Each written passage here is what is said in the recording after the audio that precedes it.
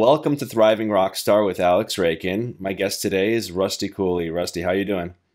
I'm doing great, man. How are you? Great, man. What are you up to these days? The usual, just a lot of guitar playing, teaching, and working on music for my band, Dave Reckoning. We're about to release our second CD, Hmm. and I'm putting an instrumental band together, which most people don't know. This is actually probably the first place they're going to hear about it from. Nice. So um, I have an instrumental album out, which a lot of my diehard fans probably know, and I've never toured for that record or Hmm. performed it very much outside of Houston. And I've missed a lot of good touring opportunities because I didn't have an instrumental band together. So it's time to do it. So Awesome. that's been that. And just teaching a lot, trying to practice, stay on top of things. Be strong and healthy and in the right frame of mind. Yeah, you've been teaching for a while now, right? Yeah, dude. Since 1987. Wow. Yeah. I started teaching in my senior year of high school. That's awesome, So man. That's awesome. Yeah, I go back pretty far too with the teaching, like since like yeah, 17 or something. Yeah. yeah. I don't even know how many years that's been since '87. I really don't want to know, honestly. So Well, I was born in 87, so yeah. So there you go. I've been There teaching you go. since I That was sums born. it up. Long time. I was teaching when you were in diapers. Yeah. Yeah. That's awesome. How'd you get into that? Honestly, my favorite guitar player, one of my biggest guitar heroes ever was Randy Rhoads. Mm, And pretty much anything that Randy did, I had to do or try to do at least. mm, And when I found out that he taught guitar, of course, I wanted to be a guitar teacher too. And the guitar shop that I bought my very first guitar from, 3 years later, they called me and asked me to start teaching for them.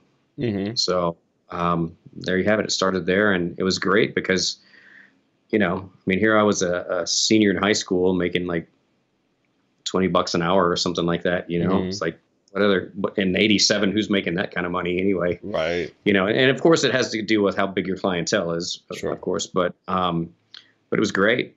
It was like, all right, here's step one. Randy was teaching. Now I got my first teaching gig. I mean, it Mm-hmm. went as far as one of our in high school, we had this to do where you're making out resumes and something like that. I don't remember what class it was, but I had to make a resume, and I actually made one to send to Musonia, Randy Rhoads' mom's music school, and that was how much I was into it. But Wow. That's awesome. yeah, That's awesome. So, I cover a lot of different things on this show from like diet and fitness and lifestyle and social media, entrepreneurship, things like that. So let's delve into the diet stuff. We briefly kind of sure. spoke about that at Petrucci's camp over a few burgers that John was cooking yeah, right in front of us. yeah, yeah, Man, yeah, he's a master with those burgers now. yeah, yeah. He really is. Yeah. So Chef Petrucci. yeah, Chef Petrucci. Yeah, those are delicious. Yeah. So how do you eat on a regular basis? Like, because that's definitely an interest for me. I mean, you're obviously in shape and you're keeping it together. A lot of people at your age are not in shape, so. Yeah, that's no kidding. Mm, I think the secret to it is just like you said, eating properly. So I try to always have a complex carb and a protein, mm, for most meals, and sometimes it's 4, 5, 6 meals a day. It just depends. I mean, it's never anything huge because I'm not trying to bulk up massively or anything like that. I mm-hmm, mean, I want to get back into training to that level mm-hmm, where I'm bulking up and gaining size and mass.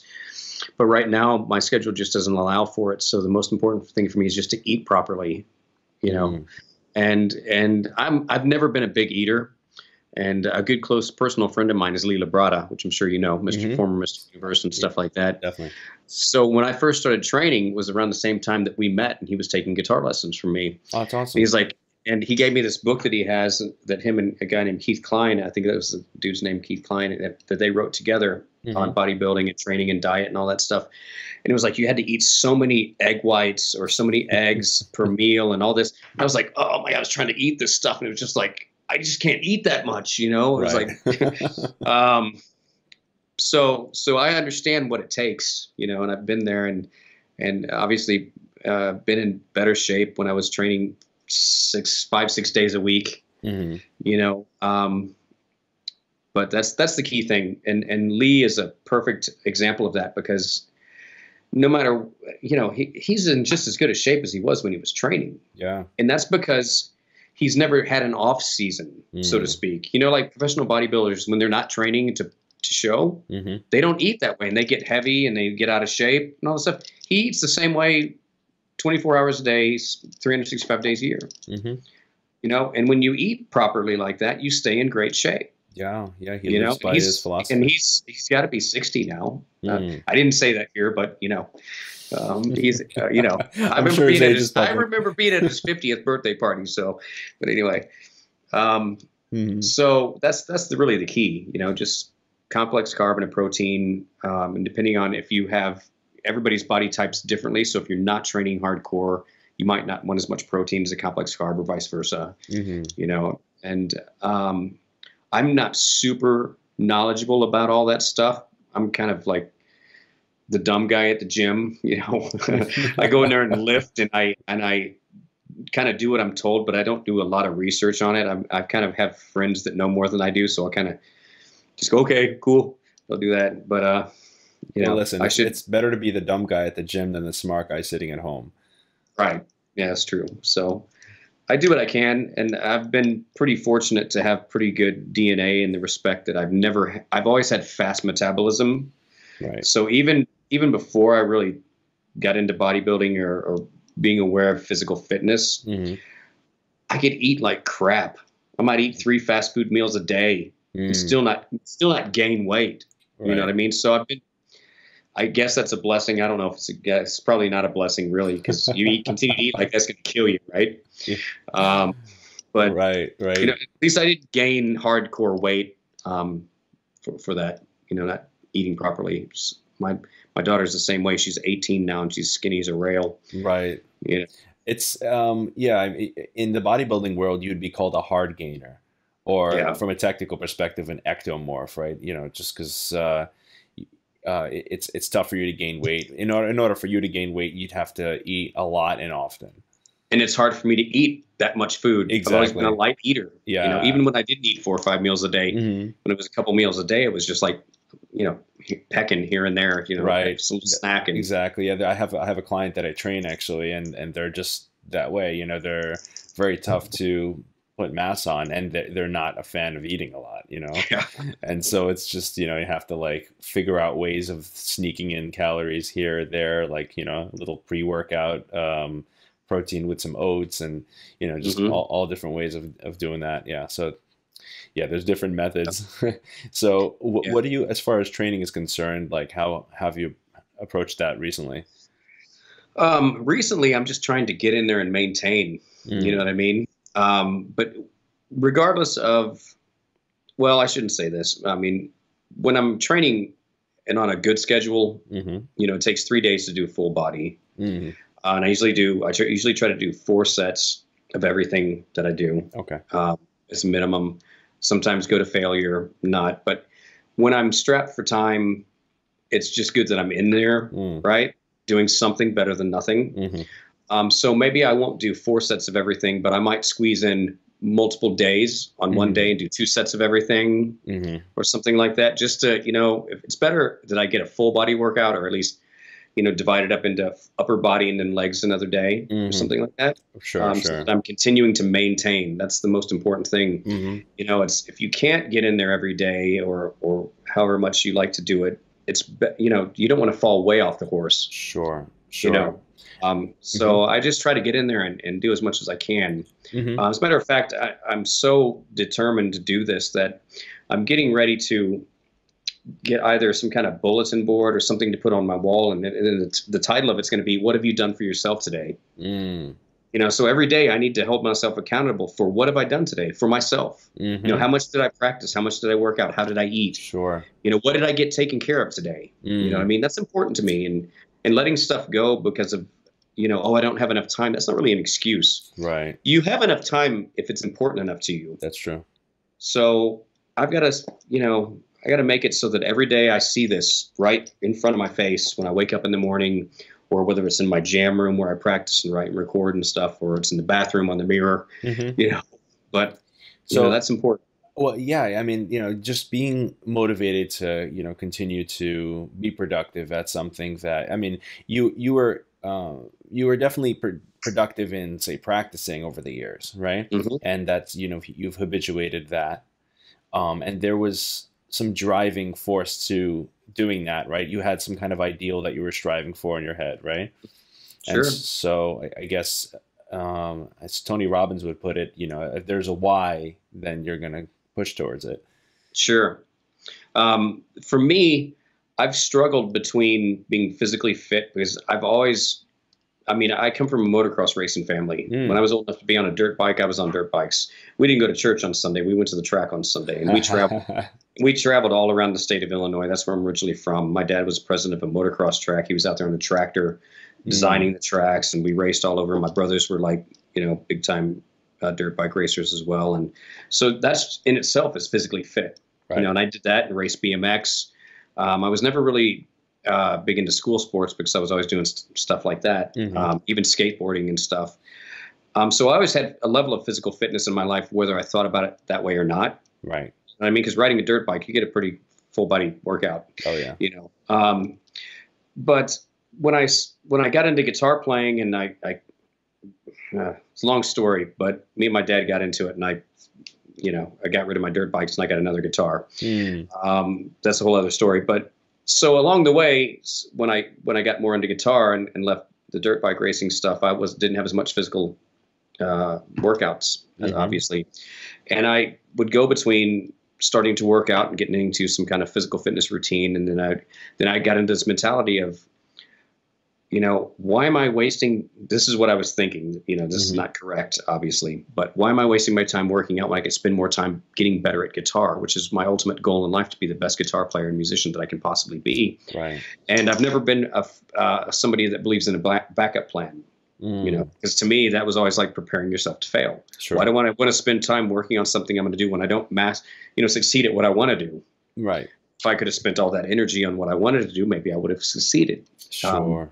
so I never had a backup plan, and anytime I would feel like something was taking away from my ultimate goal, being the best Mm. musician and guitar player that I can be, I would just cut it, nip it at the bud. And Hmm. so I went back and forth for a long time, and probably in around, I don't know, 2008 or nine, maybe somewhere around there, 2010, I decided that, physical fitness was going to become a part of my life every day, just like music was. Mm. And I made a commitment to myself that, dude, this is just going to be part of your life. You're just going to have to do it. Suck it up. Hmm. It's important. You're not getting any younger, and your kids are getting bigger. I got a Hmm. son that's 23 now, and I still need to be able to, whoop his ass into shape if I need to. No, he's a sweetheart. I've never had to do that, That's good. but I mean, your kids are starting to get bigger, and you want to be a good, strong father figure, and you got to set the right image, and Sure. lead them to the right pace in life. Hmm. So I made a decision then that it was going to be part of my life every day, and it has been for the most part. I had an injury to my shoulder probably 4 or 5 years ago Mm. that just I couldn't work out for a year or so, Wow. because it hurt so bad in my shoulder that I just couldn't do anything upper body. Hmm. Because you have to use your right shoulder for everything, and Hmm. I don't know if it was directly related to working out. I'd wake up and I'd been sleeping funny, like on my arm like this or something, Oh, and right. you start to go like this, and you hear that gravel in there, Mm. you know. Yeah. I don't have it anymore, but I've had to ease back into it and not be, I don't work out like I used to. Like I said, I used to get in there and 7 in the morning, as soon as I got my kids on the bus, and I'd be in there throwing the weights around. Hmm. Um, Maybe I didn't warm up properly. There's something to be Mm. said for that. Right. Like no warm up for the rotator cuffs and stuff. Yeah, that's not Mm. good. Mm-mm. Um, a friend of mine that's pretty heavily into working out told me at the time I was living in an apartment complex, and a lot of time I didn't go to the the real gym. Hmm. So I just go down to the apartment complex workout room, and it was all machines. Sure. And he said that he had had some similar injury problems when using machines for like bench Sure. press and shoulder that aren't Hmm. associated with free weights. And Right. that's when it started, when I was using Yeah. So, machines. from my understanding, machines are just this. They move in this fixed plane of motion that isn't necessarily natural to your range of motion. And Right. so, when you use free weights, you move in the natural patterns that your particular body moves in. Right. And so, yeah, when you mess with machines too much in the absence of those, then you leave out important work on your stabilizers because you have these tiny muscles around the big muscles, around the basic muscles that we know, that are helping hold things together. Right. And part of one of those is say the rotators, right? And you could really injure yourself if you exclusively work on machines. Um, and that I mean I say that with a grain of salt because like you if you work with machines in a proper way, then you can sort of make it work, but you need to know how to move in the right patterns for you, right? So that's Sure. like an experienced lifter will sort of adjust their body in order to make it work, but still, it's not an ideal situation. Yeah. So I don't know if 100% sure that that's what happened, but Hmm. it probably is, you It's a know, contributing factor, maybe. yeah, sure. So that was a bummer because it was, it's like, okay, well, I can't just go to the gym and do legs only, Mm, you know, right. I mean, I look funny. It's like that guy on that commercial, that insurance It's commercial with better the than calves doing. that are like this. It's better than the opposite, like that Yeah. meme of the guy who didn't train legs. It's like Hmm. friends don't let friends Yes. skip leg Yeah. day. Yeah. I had some coaches like that in high school that just did upper body. It was the funniest thing ever. That's These hilarious. calves that are about the size of my wrist. That's Yeah. funny. That's funny. I mean, if anything, training legs is what's they're the biggest muscles that you have in your body. And so training them is going to have the most effect on your hormones, and the hormones are going to True. have the most effect on your muscle growth. So in a way, training your legs are going to make your upper body grow more than some upper body exercises. So let me ask you this. So even Hmm. if I can't train my upper body because the pain is too great, like Mm, say in my shoulder to do sure. anything, how do you do legs only without getting disproportionate? Or does that even happen? Leg press? So leg press will keep your body proportionate Well, without. when you say proportionate, you mean Well, proportionate I don't upper want to to be the lower? opposite of the guys that have the no legs and have all upper Right, body. I don't right, want to be right. the all leg guy, no upper body. Right, right. I mean, yeah, I mean, Is that I, even a thing? oh, I don't. That's not common, but I think Yeah, strong legs is not a bad thing, right? correct. But I mean, are you in that situation currently, or No, I'm not. okay, So, right? by the way, I'm a fan of doing legs. I love leg day. Most Great. people like dread it. I've always Yeah, been strong legs from BMX and motocross. sure, sure, sure. People are afraid to push themselves to the limit with their legs because they're such big muscles and it's really taxing on the body. Yeah. But if you're used to it, then you can really go in and it takes character, to train legs. I think sometimes naivety is the greatest thing because I Hmm. never knew that that was such a thing as leg day's a bad thing. Right.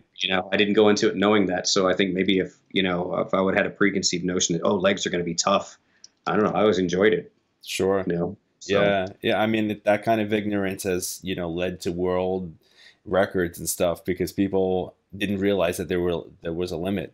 Like right. the first guy who Yeah. ran a 4 minute mile, that was the case. He had no idea that Yeah. he can't do that. And no one Yeah. told him that. That's brilliant right there. That's brilliant, Matt. Yeah. You know, I think I have a lot of that when it comes to guitar playing. Sure. Yeah. I never thought of there was anything I couldn't do. It was always Right. I can't wait until, Right. you know. I always said, it was just I couldn't. I think if you set your mind to it and you believe in it and you understand the work ethic behind it, Hmm. or whether you even understand the work ethic, if you're that into it, Right. it's bound to happen. If you just keep keeping on. And that's the key thing in anything in life, really. I agree. I agree. Um, so I just kind of to finish, what we were talking about before with the diet stuff. Sure. What do you supplement with? As far as just like Mhm. pre-workout or while I'm working out, or Whatever you take as supplements. I just regular protein stuff, Hmm. BSN or Labrada Nutrition. Hmm. There's a couple of others that I use if I'm in a pinch and I need to grab something from the grocery store. Hmm. Um, and branched chain amino acid BCCA, or Hmm. I think I got that right. And Hmm. um, what else do I use? Just some normal pre-workout stuff. Hmm. I don't do a lot of creatine. Um, HCG, I think it is. No, what is it? No, I don't think that's right. See, that's my ignorance again. Like That's okay. it's like yeah, you should need to take this and this and this, and I'll go buy it, and I don't even Yeah, really. yeah. I don't think HCG is what you're. No, No, yeah, no, no, no, no, no. That no. that's yeah. There's another one that's similar to that. It helps. I think I know it's not coming to me at the moment, but yeah, I think I know what you're talking about.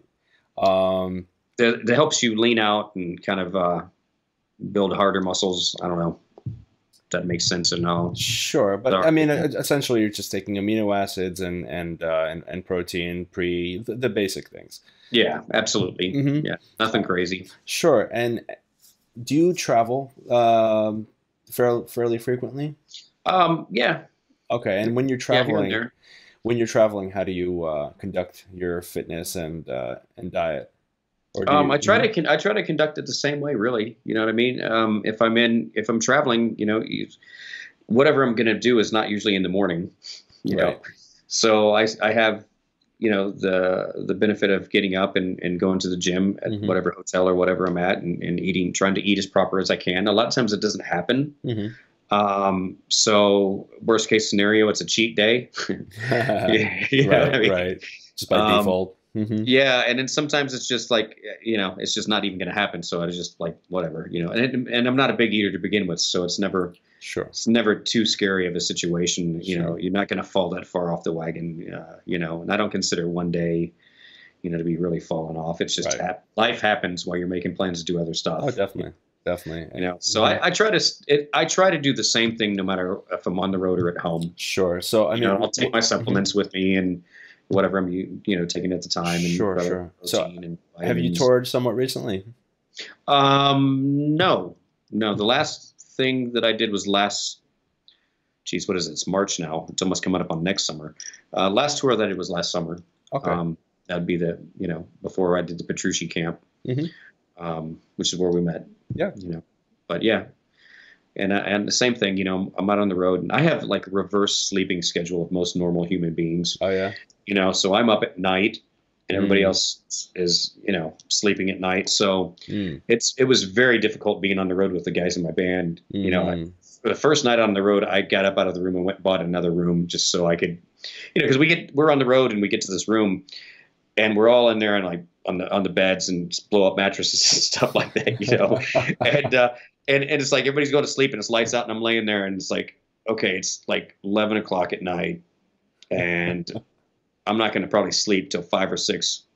I can't sit here and stare at the ceiling for that many hours. I Mhm. was like, this isn't going to happen. So first few nights out there, I had to just go get my own room because I just couldn't sleep during those hours. Mhm. I'm not really sure I'm off track now, but No, no, but that's that fine. that that I'm had a curious. yeah, that had a huge thing to do with being out on the road, just simply my sleeping hours being different because sleep is Hmm. incredibly important, Oh, as definitely. everybody knows that Of knows anything course. about physical fitness and Hmm. stuff in general. So that was a big adjustment for me. But generally, I try to do the same thing, and Hmm. that was a huge undertaking for me to try to start adjusting to those different sleeping hours. You just can't do Sure. that over the night. I can No. imagine, like going from here to Japan or Thailand or Sure. somewhere like that. The Sure. jet lag. Oh, I yeah. have a friend that his business always has him in Thailand or Hmm. um, somewhere over there. I forgot exactly where. But, Yeah, I know. the hours when Mhm. you're on an airplane for 18 hours. Mm-hmm. You Mm-hmm. know, Yeah, I know the life because like whenever I travel to Thailand, it's always right? this, it's like a day of traveling, and then I'm there, and it's totally opposite time. Yeah. So, it's funny when I go there, it's not a big deal for some reason. Like I adjust almost immediately, but when I come back, I'm devastated. Yeah, yeah, it's coming back that really messes me up. And what I do, and I try to look up like some homeopathic ways of like resolving the issue. And the weirdest thing, this weird trick that works, right, is walking on the ground outside barefoot, because Okay. you're actually grounding yourself, because we're Okay. walking in like rubber shoes and stuff like that a lot, and just actually grounding yourself to the earth helps to get that, to get yourself out of the jet lag. The other thing that To kind of helps. reset yourself. Correct. Exactly. The other That's thing, crazy. That's cool. it's very crazy. Yeah, it's like we're plants or something, right? Right. Beyond that, I found I read exercising immediately upon landing is Mhm. very, very helpful. And guys like Dwayne Johnson, and you know they swear by that, but he's always training, right? Yeah. Right. No, that's great information to know. Hmm. It's funny because my friend that travels across the pond a lot, so Hmm. to speak. The best time I can get a hold of him is when it's like 3 or 4 here in the morning. It's an afternoon over there, Mm. so I can normally do that when I'm here, when he's here, because he'll Hmm. be asleep. So it's like, hey, I can call you at 4 in the morning here, but not when you're here. you know, Everybody else is sleeping. I'm up. It's the best time Yeah. for me because actually it decreases the level of stress in my life. Mm. Because if I got to be out in the daytime running errands and there's all the traffic and commotion on the road, I live in Houston, Yeah. North Houston suburb on the north side of Spring, Texas, but still it's congestion and all the hubbub and hustle and bustle of normal everyday life. And if I want to go to the grocery store and there's 500 people there and up and down Mm. the aisles, I can go to Walmart or whatever at 4 in the morning and there's nobody there. Mm. There's nobody on the road. I can pay my bills at home online. I don't have to get out Yeah. to do that. It's just less stress for me, and I Hmm. get more done because I'm not getting any phone calls to Hmm. interfere. And I don't. Yeah. Yeah, there's a lot of Um, people who work at night like that. My bass player is a big proponent of that. He's yeah, very much a night owl, him and his girl, and they're up at yeah, like 3, 4 in the morning. So, yeah, hmm yeah. That's like every hmm day for me, my girl. yeah. I mean, we're in New York City, so like Yeah, that's right. like You normal got it function even. You time. have it even better there than I do because we don't have everything open 24 hours a day. Right. You know. Yeah, Yeah, but like which is we which have is interesting. Amazon, we have everything, so it's like whatever. Yeah, yeah. Hmm. Call up. Hey, man, I need some. Drop off a couple of steaks. Whatever. Well, on that note, like, so you're up at that time. I'm assuming sometimes you're playing. Yeah, absolutely. Okay, and like, how far is your room that you're playing in from like the room that everyone else is sleeping? Um, that's right down the hall. It's Oh, just me and okay. my girlfriend, and she's Okay. if she's asleep, she's pretty immune to it. And Okay. if not, she's just really cool. That's why we have such a great relationship. That's She loves awesome. music, and she'll be in the room a couple doors down and just watching TV or whatever, and or in the kitchen cooking. We'll be cooking it in the middle of the night. That's when we Yeah. make food and whatever, and Awesome. Yeah. Sounds like you have a so it's, partner in crime at that time, you know? yeah, absolutely, and that really helps tremendously. Yeah. I mean, because you can't be in a relationship with somebody that's not living those hours, really. I'm in an interesting one, but yeah, Yeah, I mean, it may be similar because you're obviously the time differences between exactly. y'all is tremendous, but Yeah. uh, for the most part, I mean, I Hmm. suppose you could to a certain extent because you know. While they might be at work during the day, you're at home sleeping, and then when they get off, you're getting up, and Yeah, it works so you have out. so many hours a day. It's Yeah, funny because it's actually on that note, it's easier that their schedule is opposite of mine rather than them being in like Europe or like a 6, 7 hour difference, because that would yeah, throw things off. But since it's yeah. opposite, it's exactly that. Like, they're sleeping during my productive hours and I'm sleeping during theirs. And then, Right. we have So each you other's guys mornings have and evenings. that's really a great scenario right there because Yeah. then you don't have not that it's interference, but you have to be accommodating, Yeah, right, to make a relationship work. of course. So if you're in your productive time of the day, if you're having to be accommodating, it takes away from your productiveness. So it works out in a great way, I think. Yeah, you know what? Let's get on that topic. As far Sure. as relationships are concerned, so you have your girlfriend. Yep. You guys been together a while? Yeah. Yeah. Absolutely. 4 or 5 years. Cool, awesome. Something Yeah, and well, you don't tour very often. Not like a regular signed musician that's out on the road bajillion days a year. No, I don't Sure. tour like that. The band gets Dave Reckoning gets out and tours, and We'll do the most we'll do at a time is a month, and that's pushing it. You Hmm. know, Hmm. it's just tough to do it. You know, any longer than that. Right. And really, it's best for the band's sanity. Yeah, Really, of course. you know. So at the most, it's a month at a time. A couple weeks in here, come home for a week, go back out, something like Hmm. that. But Oh, okay. And and I when you, teach a lot. yeah, do you teach from the road? I haven't yet because I haven't needed to. Hmm. But it's something I would definitely consider. Hmm. What I'd really like to do is have things set up so every town that we land in, I have like not clinics, but like set up where people are prepaid for a group lesson. You know what I Hmm. mean? So Sure. if I'm going to land in, let's just say Houston, for example, Hmm.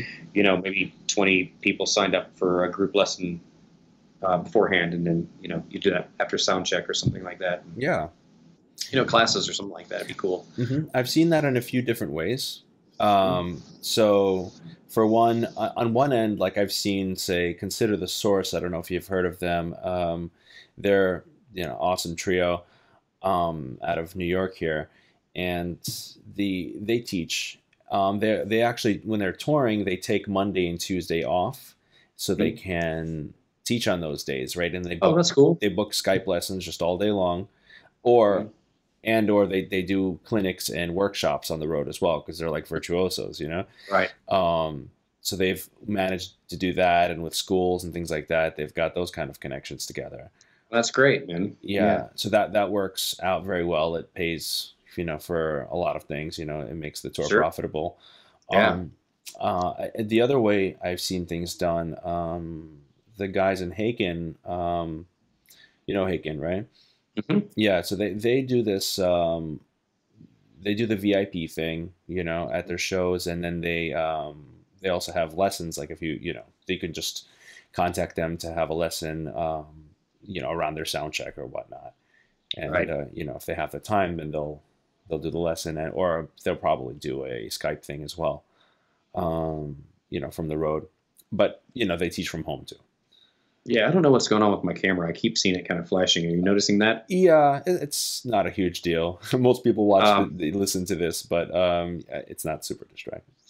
yeah. We've done Day of Reckoning being out on the road. We've actually done like a band clinic Mm, once we've done sound checks. So people that are actually going to come to the show, they can purchase this kind of VIP thing, and we'll have the whole band on stage, and our singer will kind of MC it, mm, and people in the they can come and they can talk to any member in the band, and we'll talk about it. And each guy will talk about certain things, and mm. how we interact as a band together. Sure. Because there's a lot of need for that. How to get together and get along, Mm, work together without stepping on each other's toes, and how to be constructive and make things, how to communicate with your band members in a way that it's helpful and not offensive hmm. or contradictory, or you know what I mean? Yes. Because there's a way to communicate, whether it's in a band or just in everyday life, and how to come across in a productive way instead of a negative way or Hmm.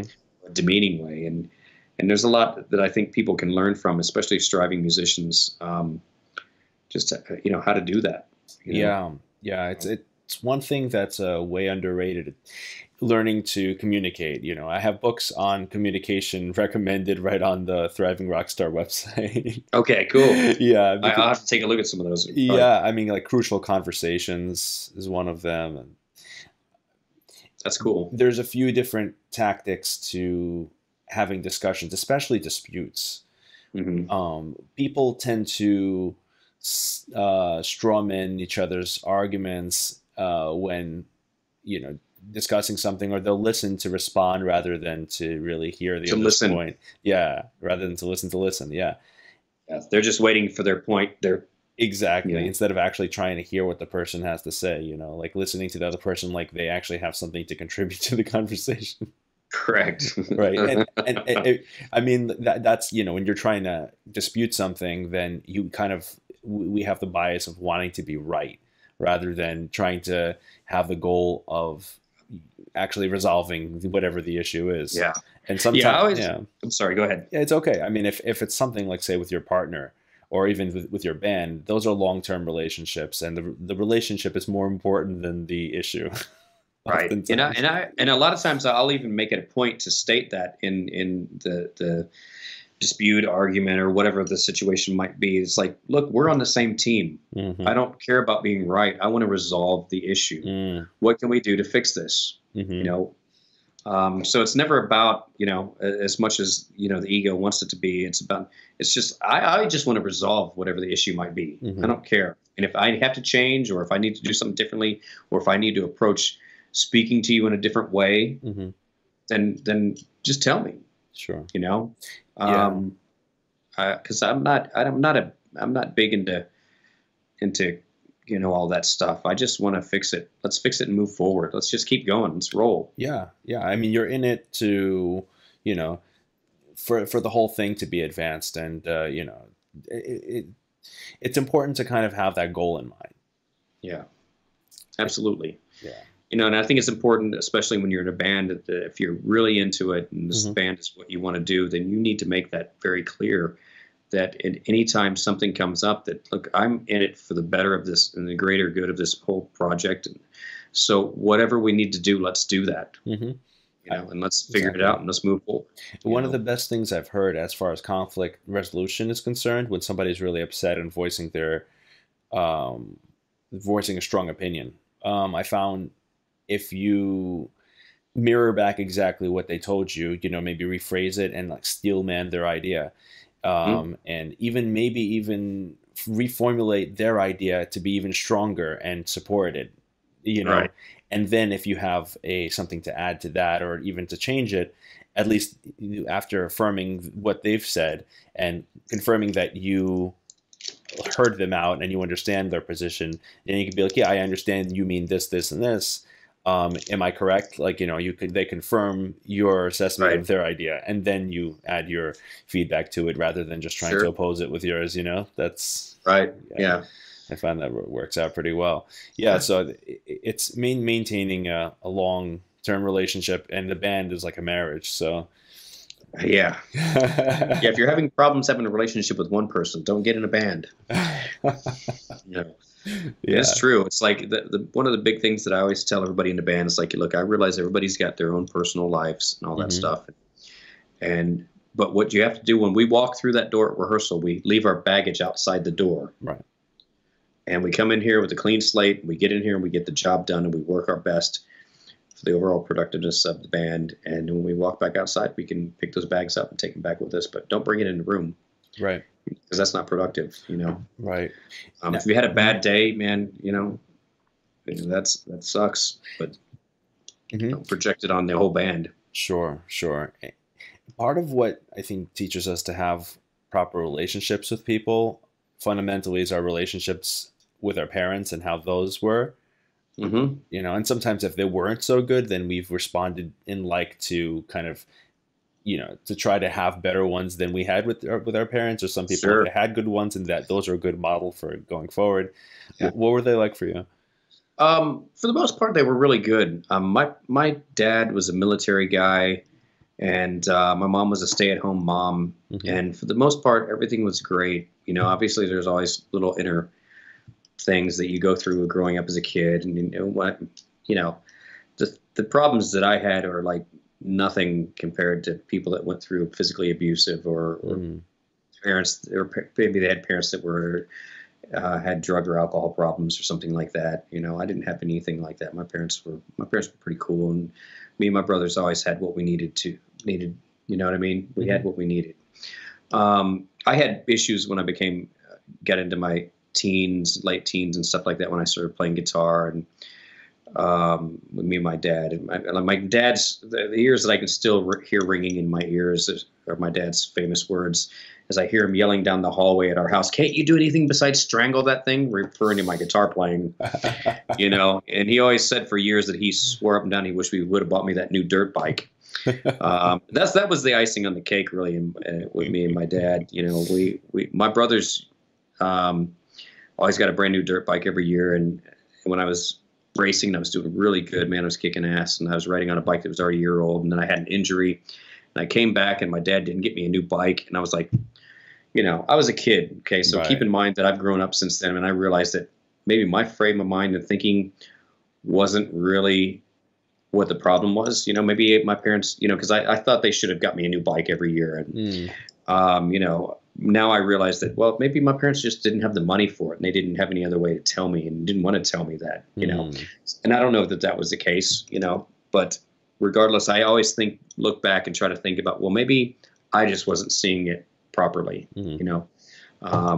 But you know, that was the only discrepancy I had really. My parents, well, they wouldn't let. My mom was a beautician, besides being a stay-home mom, mm-hmm. and my dad wasn't having long hair in the house. My brothers didn't get to grow their hair out, so when I was trying to grow my hair out in high school, it was like, you know, my dad being ex-military was like, either you get in there and let your mother cut your hair, or I'm cutting it. It's like, all right, go get in the chair, mom cut my hair, you know. But you know, stupid shit, you know, you grow Yeah. up that stuff. But other than that, you know, we had a good relationship. My parents were awesome. You That's know, good. That's good. You know, yeah, I that's I'm could, sure that's helpful. And your siblings too. I'm sure you had some kind of. yeah, I mean, I'm sure you've had some warring with them, but like, sure, yeah. just normal stuff. You Mm-hmm. know, me and my mom were tight. I could talk to my mom about anything. Mm-hmm. You know, my dad was a little bit more tight-lipped. You know, Mm-hmm. Military. yeah, you know, Mm-hmm. didn't talk a lot. So sometimes it'd be that ride in the car with your dad, and he didn't say a word the whole time, and he wasn't thinking about it any other thing, but other than he was just probably thinking about the day at work or something, not Mm-hmm. even realizing he wasn't talking. Right. You know, and I'm over here in that what do they call it? That uncomfortable silence. Mm-hmm. She tried to think, oh hey, how was make stupid small talk and shit. But you know, That he wouldn't make continuing yeah, conversation. yeah, you know. But I mean, like I Yeah. said, he wasn't even thinking about it the way I was. I Mm. was thinking it's like silence in the car. What's up? You know, Right. but Right. whatever. Sure. Well, that's good. I mean, you know, part of your foundation is the environment that you were around, you know, when you were growing up. So it didn't Yeah. make or break you, right? No, I think the Hmm. thing that I gained the most from my father was work ethic. You know, Sure. my dad would he was a hard worker. He was kind of like uh, the universal Bob Vila. I don't know if you know who Bob Vila is. Mm-mm. He's a guy that he used to always have those home renovation shows on Hmm. TV. Hmm. He could, but my dad was like universal in respect that my dad he had like 3 or 4 projects going on at once. He might be knocking down a wall in our house, putting a bay window in, and pouring a slab out in the backyard, about to build another garage, and then making a short bed pickup truck into a long bed pickup, and putting an Wow. engine in something else, and throwing a fence up in the neighbor's yard. Hmm. He was working constantly. When he wasn't at work, he would go home and he'd go, I'll be in the garage. You know what I mean? Wow. So, and that's just what he enjoyed to do. Sounds And like he was very industrious. yeah, he was constantly doing something. Hmm. And you know, What are with your? me, when I Mhm. got into guitar, that was it. You know, that was it. You know, and I never realized, you know, all on the same subject, but kind of a little bit of a different story. Mhm. I was teaching at a guitar shop years ago, and the owner of the store had to call me to the side one time, and he said, "Hey, listen, Rusty, not everybody's like you are." And that was a big eye opener to me because I didn't realize that when you did something, you didn't do it 110%. You know, so I was Mm. expecting out of my students what I was expecting out of myself. And that's not Mm. always the case, you know, because a lot of people, that's just their hobby. Sure. And I didn't realize that you don't do everything in life 110% because Hmm. whatever I do it 110%, you know, Sure. whether it's working out or playing guitar or Hmm. whatever I do, I'm all in or all out, you know, I hear that. and I think that's just probably part of just growing up around my dad, you know, and just seeing the way he approached everything in life. Hmm. And I didn't know that everybody wasn't like that. Right. You know, it had to be brought to my attention that everybody doesn't, you know, function Right. at that That level. So, exactly. Exactly. Yeah. And so that's yeah, that's a top performer thing. You know, when you have that kind of habit of only doing things excellently or not. yeah, right. You know, Yeah. and I guess that comes from as far back as just being born into a motocross racing family. You know, Mm. it had me on a dirt bike as soon as I could ride, and Sure. you know, Yeah, yeah, that's what it is. How about other hobbies? I mean, like, you know, you mentioned motocross. Do you still kind of dabble with any of that or no? no, man, I wish I could, but honestly at my age, I'm a little bit scared, and because of Mm. racing dirt bikes, I'll never get on a street bike. Huh. You know what I mean? I just, you know, I'll end up, you know, just, you know, 6 feet under. Uh, You can't walk away from a street bike. mm-mm. You know, I mean, when I was a kid, I was fearless on dirt bikes, man. I was just wide open, dude. You know, Wow. You take a spill, you get up and walk away, you know, Right. but not on a street bike. But honestly, my hobbies that have been in the past and currently Hmm. are pretty narrow. I mean, I like physical fitness stuff. I like working out. Hmm. I like lifting weights. You know what I mean? A lot of people are Sure. like, they don't like to lift, but I Right. do. Hmm. Um, I'd rather lift than do like, um, weight resistance training where you use those bands and stuff like that. I'd Right. rather lift heavy. You know what I mean? Sure. Not that Sure. there's anything wrong with that. It's just personal. Oh yeah. You know what I mean? I like that. I like riding my bike. I've got a mountain bike. I like riding, on and off road on a mountain bike. Hmm. I like music, and I don't know. I like to eat. Yeah. Yeah. Do you cook? No. No. Okay. um, no, man. Matter of fact, if I'm left up to my own devices, it would be like a protein shake. Um, I've gone as far as they make egg whites that you can drink without actually having to cook them. Yeah. That are safe. I've gone as far as my meals being like, like 8 egg whites and some protein, or not protein, but like couple packs of cream of wheat or oatmeal thrown in there with it, and some kind of fake sugar sweetener, and that's my meal. Yeah. I mean, for years I always swore like if I could figure out a way just to drink my meals, Yeah. and then when I got into bodybuilding, I found out, hey, you can. Yeah. It's like, okay, You're a proponent for, yeah, you'd be like a good candidate for that what's that thing they came out, that's Soylent. Um yeah. yeah. I mean, Oh, because it's always yeah, like I don't want to stop to eat. sure. You know what I mean? I It's get like that. if I got It's to just get in so the kitchen and inconvenient. it's just Yeah. like, yeah, here, if I could just like chug that down or take a pill and that was my meal. Now, I Mm. do love food. I mean, I really do. I love to eat, and there's not a lot that I don't like. You're in Um, Houston. yeah, yeah. There's a lot of great food here, and I Yeah. didn't really respect that until I moved to Atlanta for a couple years. And I moved to Atlanta, and then I was like, man, food here's awful. But Right. anyway, I digress. But I do love to eat, but I don't like the time, the consumption of it. I mean, Got it's it. different if every now and then, maybe, on the weekend or something, if I'm just whatever, my girlfriend's such a good cook. I don't need to cook anyway. Hmm. Well, But there you go. Yeah, so yeah, you try to sort of stick to what you know, and stick to yeah, your strengths basically. yeah, absolutely. And Hmm. I can be pretty creative in the kitchen, not on a super advanced level, but if I need to Hmm. make something in a pinch and I got low on something, I can be pretty creative and come up with some pretty cool stuff. At least for my taste buds, maybe Sure. somebody else's. So yeah, we briefly touched on like your productivity, but I want to get a little bit more into that. Um, so you're more of a night owl, Yeah. and what do you get done at night? Like when, Um, in that serene time. Sure.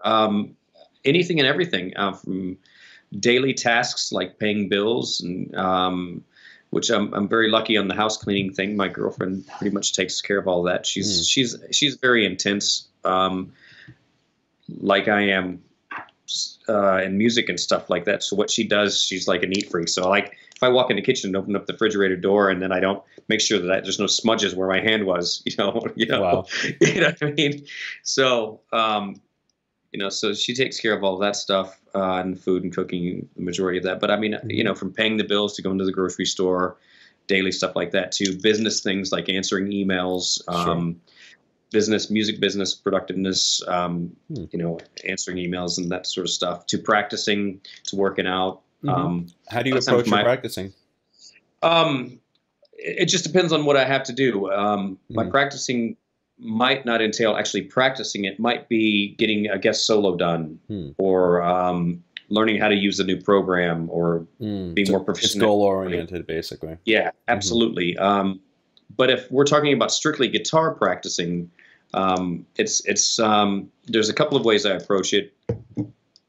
What are my goals? What am I trying to get better at, or what am I trying to maintain? Because sometimes practice is just maintenance. Hmm. Keeping up my chops and on certain techniques with sweeping or alternate picking or Hmm. tapping or legato or whatever, Hmm. to branching out and exploring new territory. Hmm. It could be anything. I mean, let me see. I might be able to find one of my recent practice schedules, and just Sure. kind of run you. Let me see Sure. here. While you're looking for that, Sure. um, um, I first heard about you in the early 2000s. when I stumbled upon the Chops from Hell website Hmm. and seen your art of picking video on there. I'm like, what is this? Yeah, right. Yeah, and You're sitting there playing, and I think your kid was like screaming in the background. So, yeah, the guy at Chops from Hell, when we did that stuff, he asked me if I wanted to remove that from the product, and I said no, because that's the reality of my life right now. This is me, that I am at home taking care of a child and practicing and doing it all at the same time. People used to always ask me, how can you play like that while still maintaining being a father and running, doing a mm, household thing? yeah, And it's like, well, I don't know how I do it. I just do it because I have to. You know what I mean? I don't have an answer to that. right. If I want to be the guitar player that I want to be, and I still want to be a father and a Hmm. good father at that, Mm. I have to figure out a way to do both. I don't know how I did. I just did it because I had to. There you go. And when I was Mhm. recording those Chops from Hell lessons, instructional products, it's like my kid was in the background, watching TV or whatever in their playpen in the next room over, and here I am in here in the next room trying to do my thing, and where you can hear the kid in the background, but that's the reality of my life. It's not all the glitters is not gold, so to Sure. speak. Yeah. Because as a kid, I had not really a harsh reality check, but I'm primarily self-taught, but there were a couple of times that I did actually try taking lessons a couple of times. And Hmm. I remember I was driving up to the guitar shop to take lessons from this one guy, and I remember seeing this beat up old junker out in front of the store, and for Mm. some reason my heart told me that's his car. And that was the and it was, and that was the reality of it. It's like, okay, I thought, but it's like being in high school back in the day. It was like Hit Parade or Circus magazine, and I thought if you were in a magazine, you were rich and famous. Mm.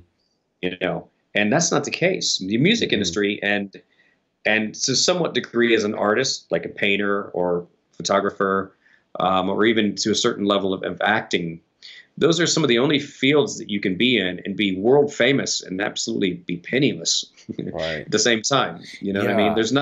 There's not too many careers that you can be world famous in and not be loaded. Right. Right. You know what I mean? And music So that is was definitely one of them. But one of the things I talk about on the show, which this is a unique industry and it's evolving. yeah. Um, Back in the early 2000s, people stopped buying CDs pretty much, right? So you stopped kind of being able to make money off of selling music realistically. Right. People started buying MP3s, but then that kind of went to streaming and nothing, Yeah. right? We And live in a generation. I'm sorry, I just go got to throw ahead. this in there real quick. We live in a generation that people don't realize that you buy music. Hmm. And if you say something about it, God forbid, you look like an asshole. You Right, know what I mean? right. So it's really a topsy turvy place out there. But I'm sorry, I Yeah, had to throw that in. first episode, I had Neil Morse on the show, and Neil basically said that, well, he basically put out an app where you can subscribe to the app and you pay, I think it's $5.99 a month, and you listen to his whole catalog of his past music.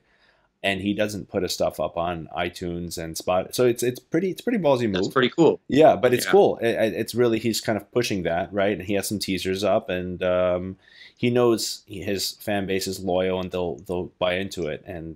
right. And on that topic, basically, so what happened after the fall of people buying music? Right. Um, MySpace emerged in Hmm. the late 2000s, and then subsequently Facebook, Instagram, and all of these medium where musicians had direct access to their audience, right? And once you Hmm. have direct access to your audience, you're in a unique position because you no longer have to go through, say, a middle person in order to sell something directly to that audience, right? And and then a lot of platforms popped up that allowed people to monetize their music careers, right, in different ways, in vastly different ways. So for one, there's like you can make merch, like limited edition merch, and that's like drop shipped pretty easily, and then offer that, and it could be uniquely marketed toward your audience. You can figure out what the demographics are, what percent are male, female, what percent are what ages they are, whatever, right? Hmm. And figure out something that you could sell them. Like for example, your demographics include a lot of guitar players, so Hmm. you offering lessons is a direct monetization of that demographic, right? Hopefully, I'm not losing some like people with all this technical speak, but the No, idea, no, it's good. I yeah, think it's good. yeah. Yeah. And so the whole thing is like when you have that, you can really figure out unique ways to offer value to these people, right? That other people are not doing, or even they are doing, right? And so Patreon. Have you heard of Patreon? Yeah. That's a great thing. Another one is Twitch. I seen Herman Lee went to Twitch, and Yeah. he has a whole presence there. And Wow. I went there, and he was up there with Tosin Abasi, and it was Tosin's first time on there, and he was just checking it out. He was like baffled by it. I watched it live. I don't know what Twitch is. You're gonna have to tell me. Yeah, sure. Twitch started as a video game streaming platform, so people would watch other people play video games. Get that, Okay. right? Okay. And these people made a living doing that because like Twitch has subscription aspects. Like people can subscribe to your Twitch and to get like unique like bonus content or special emojis no one else has to be able to Right. post. And so I was just sitting there watching his stream, and I seen someone donated $25, somebody donated $5, like, and me just sitting there just watching him, and So all he's doing is noodling and talking to so he's just Tosin. playing guitar. Yeah, He's just sitting there playing. he's noodling. Yeah. And is there somebody with him? No. Oh, actually, in that case, He's- it was It was Tosin, but Tosin, like, but but normally no. Normally he's just there, just just talking about things and just playing random stuff and doing fun stuff. Yeah. wow, I got to he get on Twitch, man. Yeah, I can do yeah. that. You Yeah. definitely should get on Twitch. I Holy shit! I yeah. gotta just sit there and play guitar and talk to myself. Really? Yeah. Wow, man, I've been losing out, bro. So I think Gary. Gary Vee is. I don't. Okay, so Gary Vee is this big entrepreneur guy. A lot of following, and he's always talking about like what you need to do nowadays, and to market yourself and such. And one of the things he says is like be on all the platforms. Be you know don't spread yourself thin, but like keep yourself up to date with like whatever is new, and like and exploit those things because you might just land on something big. And I didn't realize that Twitch had guitar players on it, let alone had an actual following Right. for that. And so that's something I'm considering myself, even just going on there playing on backing tracks or something. Yeah, absolutely. I need to get a Patreon going. Yeah, that too. Yeah, Yeah. and with the Patreon, you could offer like different things. I think eventually I want to do that with this show and offer like bonus content. Right. But yeah, there's a few different ways of Yeah. monetizing. Yeah, I definitely need to do the Patreon thing. A friend of mine created a page for me on Patreon, but I just Mm, haven't. I don't know if I don't think it's live yet. mm, But he created it for me, and I need to get with him and figure out what I can actually do and be able to offer sure. things like that. And Hmm. the Twitch thing sounds great because that's just basically like sitting here with somebody following you around with a camera, kind of. Yeah. But it's just you're just sitting here. But Yeah. what would be really cool is to have one actually following you around Mm, daily life. yeah. Here I am at the grocery store. Yeah. Yeah. Yeah. But yeah, I mean, people sit there Twitch like just with a setup, and they just jam, go over cool licks, talk about things. But Like you could mhm. essentially do Twitch while I'm doing Skype lessons. Have Twitch being watching me teach Skype. Yeah, you can. That You, could be cool. you know what? That could be actually something with Patreon. Maybe could be some kind of live element where people who subscribe for a certain amount a month, they can actually watch your lessons or something. Right. That'd be cool. Yeah, I think I'll stop giving away secrets now. Yeah. See, Somebody will beat me to the punch. well, that's the thing, though. I mean, Yeah. the what's great about our industry is not competitive; it's collaborative, right? Right. If some artist is big, doesn't mean another artist's fame is Can't taken be. away, right? Because you could be a fan of multiple artists, right? Right. So that's Absolutely. why I don't think there's anything of it to give away, what people are up Yeah. to. Hmm. And I think there's a lot of stuff out there that are allowing musicians to make money in other ways than actually doing what they really want to do. Sure. There's so many guys out there that are making all this revenue just reviewing gear Yeah. or just making stupid guitar videos. Yeah. Oh yeah. You know what I'm talking about? Oh yeah. I don't Oh even say any definitely. names or Yeah. anything Yeah. like that. But Oh it's yeah, like, no, I mean Jared Dines, all those guys are like just making these silly like yeah. him and his what does he have now? 27 string or some nonsense. I think it's so. But I mean, it's like crazy. Mhm. It's like I got into this thing on the beginning. Mhm. When it was. I mean, I think I was one of the first internet guitar players that got out there and made a name for themselves. It Mm. was back in the day when there wasn't no Facebook yet, Right. or MySpace. It No, was yeah. before that. And the way you made a name for yourself was you got out there and you had a website, you Mm-hmm. exchanged links with everybody, and Mm-hmm. you did as many video lessons as you could on your website and made videos and a performance and teaching, and you got as many interviews as you could on other webzines, and Yeah. did lessons for them and get reviews of your demos or Right. whatever, and that's where it all started. And Mm-hmm. it's just with the multimedia platform of MySpace and Facebook and everything that's evolved into now. Mm-hmm. Um, somewhere along the lines, I kind of stepped back and was just like, okay, because I was at a point, at different points in my career, Mm-hmm. I was like, all right, I'm just gonna just back up, and anytime I've ever backed up, I've always regretted it because now you lose a foothold on what's really going on. Right. Another good example of that is I'm now learning how to record all over again. When I was younger, I always was able to record myself, and Mm-hmm. I was always in a band situation where somebody else in the band had better gear Mm. and could record way better than I could. Mm-hmm. So I ended up selling all my recording gear, only to find myself in a position years later where I needed to be able to record again. And Yeah. the technology had changed so much. Oh, It was yeah. like, I don't even know where to begin, Yeah. So Mm. and it's try not to ever learn from your mistakes, right? Definitely, definitely. And yeah, I've, it's funny because you say that I've been in a similar situation. I actually went through audio school. I went to IAR here, and I had recording equipment, and I sold it all off, and I ended up having to buy recording equipment again. Yeah. So yeah. Yeah, I know what you mean. So I'm sitting here. This room is actually my home studio. I've got the computer I'm on now is my PC, and then I got a Mac Yeah. here, a MacBook, and I've got Cubase, and I've got You have a few Logic. guitars there in the background. Yeah, those are my childhood guitars, so to speak. Yeah, I see. You have the George Lyncher. Is that Well, what actually, is? that nope, it's not the George Lynch. Oh, Both no, of those no. guitars. Oh, are, wait, yeah. no, that's an early guitar of yours. I remember Yes. that in like '90s videos or something. Yep. That the black one next to it was a guitar that me and my dad made Mm, when I was in high school. So that's what I consider to be my first real guitar. wow. That wasn't a $200 cheapie or something. Sure. Both those guitars are made out of Warmoth parts. Nice.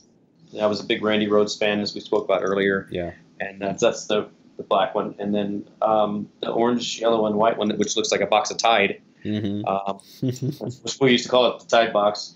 That was the next guitar, the evolution of the black one, so to speak. What happened was anytime I tried to get on a guitar that wasn't a V, I couldn't play it because my hand would hit on the upper horn. Mm, So that's where the whole evolution of all my 6 strings and 7 strings have Right. spawned from. You can see the size of that cutaway probably. oh for you. yeah, yeah. Yeah, like your new Ormsby, which you want to talk about. It's the cutaway. Oh, there it is. Wow, Yeah. dude, the cutaway. First of all, you have 27 frets for those of Yeah. you who are on the audio, and the cutaway, the lower cutaway, is literally goes past the neck pickup. Yeah. Yeah, and there's no heel.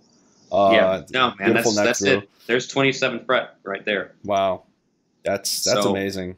So you have all access to every fret on the guitar, Mhm. and That's the most access I've ever seen on a super strat kind of body. yeah, it's funny, or it's not funny. It's really awesome. Perry Ormsby builds guitars kind of like the way I play guitar, Sure. so we get along really well. He's not interested in an artist coming on board and going, "Yeah, I'll take that model, just put my name on it. That'll be my signature." He wants guys that are really looking to push the envelope and challenge him as a awesome. builder as well. Really? So when we were building this guitar, I was like, eventually I want to do this, talking about the cutaway with all the extra frets and stuff. He's like, no, we need to do that now. 'Cause why do we want to build a guitar and then put out a signature model and then do that later? It's going to confuse people, Right.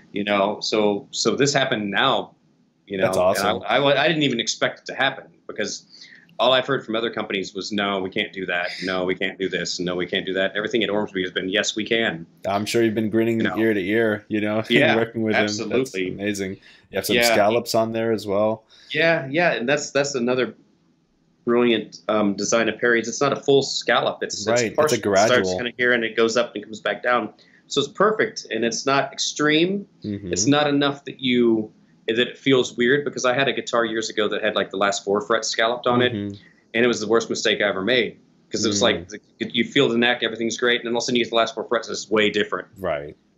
So with this, it's you gradually work in and out of it, and you don't notice it in a way that it's like foreign. I mean, you feel the benefits of it because obviously having a scalloped neck, the benefits of it are on these particular strings and frets. You get a smoother vibrato. Your fingers don't drag along the fretboard. Right. Makes it nice and silky. And I already play with really super tall frets anyway. I think they're the tallest ones you can get, like 6100s or 6000s. Exactly, yeah. One of those two. And these are stainless steel frets on this guy, so I don't really have to worry about refretting it. Nice. And one thing, I considered doing this and pushing the envelope in these ways, but like you did the half fan thing, so where you're straight at the bridge, so you can have a floating trem, and then you fan out like, what is it, an inch by the headstock? It's 25.5 on the high E side and 26.2 on the low B side. Yeah, so it's like a slight fan. Yeah, and it's not. Yeah, there's your straight fret, the bridge. Right. And that's great because you get a little bit of extra tension on the low side for the low B. Yeah. It's awesome. And it looks like the tummy cut there is pretty intense. Oh yeah, dude. Yeah, it's pretty sick. Wow. So you got like, so it's nice and sculpted, and it's a pretty thick piece of wood too. You know what I mean? It's all mahogany body, but it's a 1/4-inch maple cap. Wow. Too.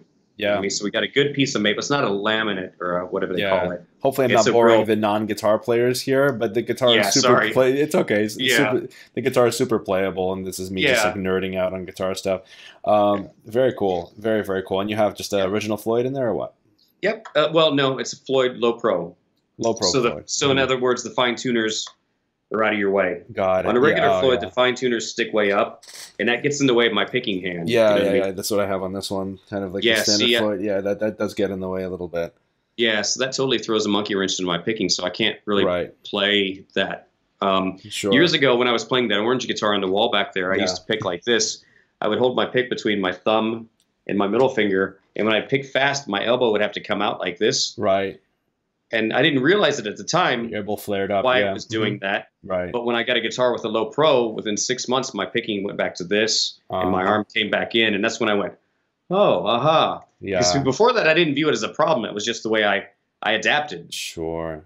And I didn't realize it. But now looking back, it's like, wow, that's a huge issue. This couldn't have lasted very long. No. It would have caused some injuries. Exactly, and that's it's super important to listen to your body if you're an instrumentalist, and notice if there's something rise. Notice, very cool headstock. Yeah, very cool headstock.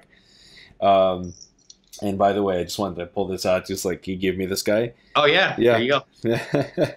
They never wear out, man. Yeah. I mean, I ended up changing the pick that I use after that camp, and I went to something similar to what Petrucci's using. Which is I just didn't want to pick with Petrucci's name on it because that feels weird to me. I did play his guitar for like 9 years though. Yeah, that's cool, man. Yeah, just a good guitar. I mean, yeah, right. I like the Swiss pick. Thank you. It just for me, it's a little long, right? So just the height is a bit much. So I would like kind of like. No, the height. You mean like the this way? Yeah, exactly. The tallness of the pick. I see. Yeah. I'm an old school guy. I grew up playing Fender extra heavies. Got it. You know what I mean? So this is like the same thing, but just with a sharp edge. Yeah, sharp edge, and it's got as you know, if you have one, it's got the bevel, and it's just the material that it's made out of too. It just slides off the string like glass. It's super fast, and it's got a lot of nice attack, which I like in a pick. Yeah. And it definitely helps. It definitely helps, and with the tone that you have, it just has like it really helps every note pop. That's the most important thing with your style. You don't want notes to kind of blend into just one soup of notes. So besides what we discussed, as far as your mindset and all that, do you we briefly. You briefly spoke about trying to set something on the wall and follow it on a daily basis and that kind of disciplinary approach. Besides that, do you have any kind of meditation practice, anything like that? I don't, but it's something that I feel like I should explore. You know what I mean? You have any recommendations? I do. What's his name? Sam Harris has an app called Waking Okay. Up. Hmm. And that's one of the top rated meditation apps. Now, I've been meditating for like maybe 4 or 5 years. I even did like some of those like retreats. Okay. And the Vipassana retreats, they're like these free retreats. You go out and you don't talk for like 10 days. It's pretty intense. Wow. Oh, that's Yeah. crazy. Yeah. And so, So yeah.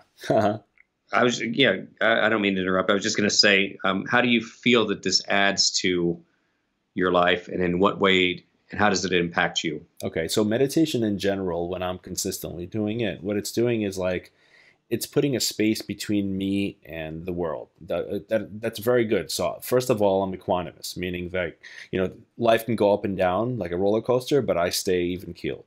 Okay.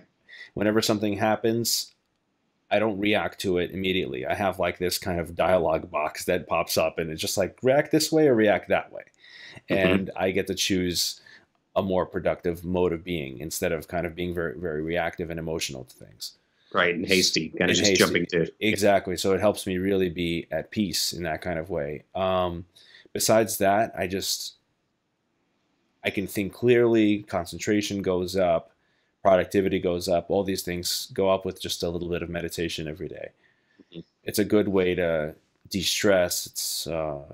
It's helpful in many ways. Now, from a physiological point of view, it helps regulate a lot of things in the body that there's over 3,000 studies done on meditation, so it's shown to help in many different ways. my Cool. my biggest influence in meditating is my cat. And the biggest thing, like what happens when you step on a cat's tail? Yeah. It freaks out, but then what happens like 5 seconds later? It's completely calm. What happens Yeah. when someone steps on our tail? We Yeah. bitch about it for weeks, Sure. right? So Yeah. that's the whole thing, just to be That's able cool. to, yeah, to be at peace. It's a very very helpful practice. I find that I've caught myself. I don't know, because I haven't specifically meditated. Hmm. You know what I mean? Like you're talking about. But I've found that through the years, I've been in certain states of meditation, or almost like altered mind or a state of mind, through practicing. Mm. I've gotten to the point during practice sessions where I've been so deeply into it, it's almost like I'm watching myself from outside my body, so to speak. Hmm. Hmm. You know what I mean? And I've just been in like trance-like states where I'm just, not in a mindless way. Right. You know what I mean? Where I'm just like watching TV and practicing and not paying attention to what you're doing, not that kind of way. No, But the it's been opposite. like, yeah, it's been so intensely into it that it's just like meditative. It's It's the only way I transcendent. can describe it. Yeah, Yeah. there you go. And it's funny because like one of the things I've recommended to students is a meditation, especially like they come home from work or school and they've like kind of they're like so scatter minded and likely to noodle and not Mm, stick to whatever they're practicing. I'm right. like, sit for 5 minutes or even 1 minute if they're like very angsty or and they have no experience with this kind of thing. Sit and just breathe for 1 minute or take 10 breaths that are not rushed, that you do nothing but just focus on it coming in and going out, coming in, going out. What's going to happen is they're going to just completely settle, and their mind, the rat brain, is just going to slow down, Right. and they're going to be able to peacefully just go on from thing to thing, and also not to get frustrated whenever like they say stumble over something or make a mistake or something's not coming together as fast as they wanted to. It's going to help them be a lot more even keeled with that's a huge benefit for me. And like you said, you are actually meditating. What you're doing is a flow state practice. Right. Flow. Be in the Yeah, flow. you're in the I've, flow. I've, I've got some interesting things about that. Okay. But go ahead. Yeah, so I mean, like, yeah, you used to you were in a sport, and a high speed competitive sport like motocross. You have to be in the flow because you're functioning at a high level, Yeah. and then you get in that zone and you just things slow down, right, and you can Yep. operate there. And I think that racing and going to super fast guitar playing was probably a logical Yeah. transition for you. And super fast car driving, and Yeah. oh man, by the time I was, probably, let me put it this way: I've had so many moving violations, which I haven't had any in years. Knock on wood. But when I was a kid, I mean, I used to get them in like threes. Right. And I mean, cops have let me go before because they were like, just slow down. I pulled up your record, son. And after 3 pages, I got tired of looking, you know. So yeah, Leadfoot for sure. And I think that all has to just go into, I don't know, something in my DNA, because it's the same thing when we talked about meals. It's like, if I could just drink my meal and get it out of the way, Right. I'm into teleportation. Let me just click a button and let me get to where I want to be. Now let's take out all the driving and everything else. Right. Right. Cut out all the fat and get right to the point. But I don't know. Yeah. But yeah, speak about the flow. Like what were you gonna the say? flow thing, I don't have a lot of in-depth information on it, but it's very interesting that I was reading a book that I got offline. It's about practicing guitar, and this is all directly related. It kind of comes in and out of it a little bit, but I was reading this book, and the next day my girlfriend was like, "Hey, check out this Joe Rogan podcast." She was watching, and it had this martial arts trainer on there, and he was asking Joe about how you would train somebody. Right. He would take somebody off the street, anybody off the street, okay? And he said, would you take somebody off the street and train him as hard as you could when you first get him into the gym? And Joe was like, yeah, you know. And he's like, well, because I would take a different approach. I would take the approach of, let's get him in there, instead of making him max out at 10 push-ups or pull-ups, let's just get him to do 3 or 4. And the point of it is, you know, and this went on for a while, they're going back and forth, but the point of it was, don't train somebody to their breaking point, because it's going to take them several days to recover before they can get back there and train again. I see that one. I see. Yeah. Right. You know, and that guy mentioned the state of flow. And from there, I went and I started exploring that and researching it and finding out things about it. But it was the same thing. The day before, I was reading this book on practicing, and the guy in this book said, he was talking about focus. How long can you focus for? If you're going to sit down and practice for 30 minutes a day, but you only focus for 5 minutes, look how counterproductive that is. So it's more productive for you to pick up your guitar and play 1 minute every time you pass it during the day. Right. Then sit down for 30 minutes and practice 5 minutes, really. Exactly. You know, because at the end of the week, if you passed your guitar 20 times a day and you picked it up every time you passed it for 20 times, that's 20 minutes in one day of practicing. Even though it's not all at once, but it's still 20 minutes of practice. 20 minutes is 20 minutes, no matter how you slice it. Right. You know, and if you did that every day, you passed your guitar, you picked it up for 1 minute, you know, played, put it down, went on, did whatever you're going to do. You know, that adds up. You know, so you don't have to sit down for an hour or 30 minutes and practice all at once. Right. It's just doing it. Yeah. You know what I mean? And however you get it done. And I'm sorry. And the last thing I was going to say is, and by doing that, you're going to then develop the ability to focus for longer and longer periods of time. Right. You know, so it helps with your concentration and focus. And I got so focused at a certain point in my life when I was married, and I had 2 kids at the house and 3 dogs and the wife in the kitchen cooking, and I'm in there trying to practice. You know, I would get so focused that I could be sitting right next to my wife. She'd be talking to me, and I wouldn't even hear her. Right. You know, because at that point I was so tuned into what I was watching and so used to tuning out everything around me, it became not a good thing to a certain degree. Because if your wife's talking to you and you don't hear her, then it's not good at all. No, that's not a good thing. But you know, when you have that much busyness around you and you learn to focus and concentrate around that, you know, it has its. Yeah, you need to be able to like kind of turn it on and off, you know, in that one case, but you know, but in other cases, sure. I'm sorry. I've been talking to you for 30 minutes and you didn't hear a word I said. It's like, oops. Yeah, that could be tough. Yeah. So, but yeah, the whole flow thing, you know, and what you were saying, practicing, like, it's consistency is more important than, you know, it's better to practice, say, I tell my students 30 minutes every day than to practice, say, 3.5 hours on one day in the week, you know? And another thing that I tell my students in regards to practicing, and this was before I knew about the state of flow, stuff like that.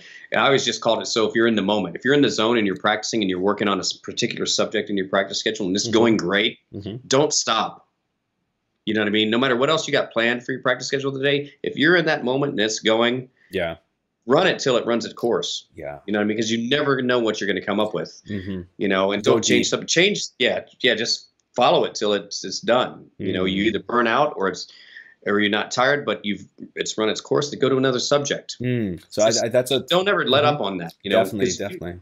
that's a form of state. It's a state of flow, but it's also a form of creativity. And when you tap into that source, or that source taps into you, whichever way Mm, it might be, hmm. don't ever shut it off. Right. I think Let it's a it shut question of itself. momentum because, like, Yeah, there's this upward scaling momentum. So once you hit that momentum and you're deep in, then it just like, why would you, yeah, stop that and move on exactly. and start something again? No, Yeah, no, man. Always run with Mhm. it, no matter Yeah, what. You know. exactly. Yeah, take it to its logical end. Yeah, Obviously there's a point of diminishing returns and sure. recognize when it's like, When okay, that is, yeah, exactly. When you're it's starting to make either more mistakes than you were like in the yeah, previous it's repetition. either time to Hmm. put it down or change gears, Right. go on to the next practice item or whatever it might be. But yeah, don't ever shut that off, because that's a gift Yeah. when you get in that state. Hmm. You know, I always consider myself to be more of a conduit than anything. You know what I mean? I don't Mm. profess to create, or I don't know, whatever. It's channeling from somewhere, or whatever. You know what I Yeah, I mean? hear that a lot. Yeah. Hmm. Yeah, it's definitely like you allow it to kind of flow through you, I, and yeah, what we're doing by practicing is kind of cleaning up that vessel, if you would, or even just widening the hole for the yeah, flow to run yeah, through. Yeah. absolutely. Yeah, Hmm. I totally get that. Hmm. Yeah, it's a great thing when that happens. You know what I mean? And you should never never question it. Just go with it. I agree. I agree. It's I agree. beautiful. So, what are you hoping to do in your near future? Like, what are you striving towards now? Well, what I really want to do is I want to I want to just release more music. I want to short term is I want to become proficient at recording, Hmm. um, so that I don't have to rely on nobody, because I can't get things done relying on other people. Mm. It just takes too much time. Hmm. I want to be able to work at my pace, Sure. and to be able to work at my pace means that I need to step up my game and become more proficient at recording, being able to program drum tracks, Mm. or getting things into a state that I can give it to a professional drummer to do Got what I it. need to be doing. But at that point, I do become self-reliant on another person. But that's okay in Hmm. that respect. But if I can Sure. get into a position that it's like, Hmm. here, I got what I need to be. I got my part done. Just throw some drums on. No, I just throw Right. drums on. But Yeah. you know, Yeah. Yeah. At least um, you can communicate that idea in an efficient way that it doesn't need to be bounced back and forth right. repeatedly. Hmm. I don't want to be in the state of I can't do something. I want to be able to record. I want to be able to record the way I need to record. I need to be able to demo drums via programming myself. I put my own bass on it. I want to be able to be in that state of being able to produce everything I need to do on my own, or get it to a state to taking it to a serious professional to Right. record it or whatever. I need to get the Day of Reckoning's second CD needs to be released. It's way overdue. Hmm. Um, and I want to put an instrumental band together so I can get out there and play my instrumental stuff. Hmm. And I mean, the way I'm thinking about it right now is like, if I'm going to be writing music and um, by myself, then I'm Hmm. going to release it as Rusty Cooley. I'm not going to release it as Day of Reckoning or any other band name. Mm. But if I'm going to collaborate and be in a band, then we're going to write music together as a band, and we'll release that music as a band. But I'm not going to write and compose for an entire band anymore. You know what I mean? Sure. Sure. It doesn't If I'm make doing all the much work, I'm sense. going to Yeah. release it myself. That You know makes what I mean? sense. Yeah. So Or it I could be want to do like that. the Rusty Cooley band, you know? Right. Whatever, Sure. and I just want to get out there more. I want to be either get out and do clinics and clinic tours, or, more teaching, like the Petrucci Guitar Universe, and Sure. just perpetuate it, build a bigger name, build more demand, and continue to evolve as a guitar player and musician and human being as much as I can possibly. Yeah. To be the best person I can be. I hear that. Just continual growth, be strong, healthy, and fit, and of sound mind, so to speak, as much as you can't be to being a musician and whatnot. Yeah. But I'm an educator. I love to teach. I love to share and give. I mean, Sure. I've never been the kind of guy that would hold something back in a lesson because I was afraid somebody might learn my tricks or some stupid thing Right. like that. You know what I mean? I'm kind of like a martial artist. And this is an interesting experience, or observation, whatever you might call it. Years ago, I was at a friend's house, and on his coffee table, he had the Tao of Jeet Kune Do by Bruce Lee. Mm. And by just reading through the first few pages of it, I realized that everything that was presented to me in those few pages was the same philosophy that I had already been using as a guitar player. Mm. It was the same mentality and way that I approached guitar. Mm-hmm. This is the way he was approaching, the Tao of Jeet Kune Do. And from there, I started making other observations and similarities. I mean, it grew from there. I bought a Chuck Norris book and discovered similarities. And from there, just upon meeting Lee Labrada, which we were talking about earlier, Mm-hmm. when I met Lee was around the time I started getting into weightlifting and training and stuff. And the same things that he told me that he did to become Mr. Universe Mm-hmm. were the same things that I was telling him about how to practice and, approaching music. And so I come to this conclusion that anybody in any field of endeavor, the best of the best, Mm-hmm. so to speak, they all do it the same way. Right. The same approach, the same mentality, the same desire. Right. You the same level. I don't even know the right word to put it into now, but just how bad you want it. Right. You unequivocally want it more than anything else, and your desire to get there, and you're willing to do whatever it takes Sure. to be there. And those are the people that are the best of the best, and they all do it Yeah. the same way, no matter how different the field of endeavor might be, whether it's Mm-hmm. being the best banker or being the best athlete or being the best whatever. Mm-hmm. Would you agree? It goes back to the decision that you made back as a teenager that you want to be the greatest that you can be at this, and Yeah. everything kind of perpetuated from that point based on that one decisive moment. Yeah. Yeah. And it's interesting too, because, before I started playing guitar, I was like, regular kid, popular kid in school, hung out with all the groups and cliques and all that stuff. But it's amazing how fast you lose friends when you answer the phone like this. What? I'm practicing. I mean, my phone would ring and it was just like, I'm trying to practice. My phone's like, that brilliant idea of turning off my ringer never occurred to me. But, I could have just done that and just pretend like I wasn't home, because that's before answering machines. But, Right.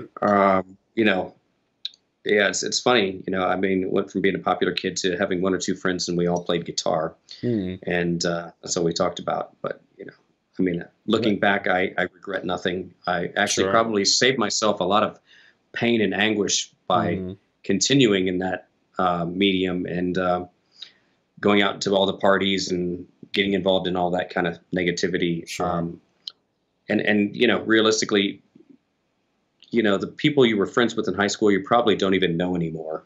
Right. I have a couple of friends from high school still, but aside from that, and you're lucky to have somebody that many years when you're as old as I am to call a friend still. Sure. It's pretty rare that many years that you have somebody that's still a friend, Yeah. you know what I mean? So Mhm. we encounter people through our lives that are our friends, but they kind of come and go. And Sure. but It's I have good a to have couple of, people that you have people from back then, right? yeah, absolutely.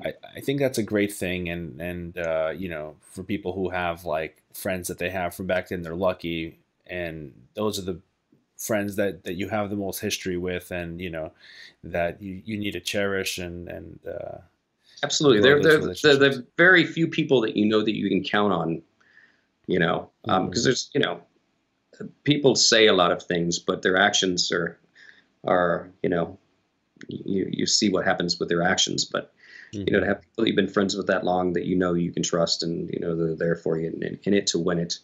Right. It's always the people that profess their undenying loyalty to you that you have to watch out for, Mm, because those are the people that are the quickest to leave and Sure. signs of trouble.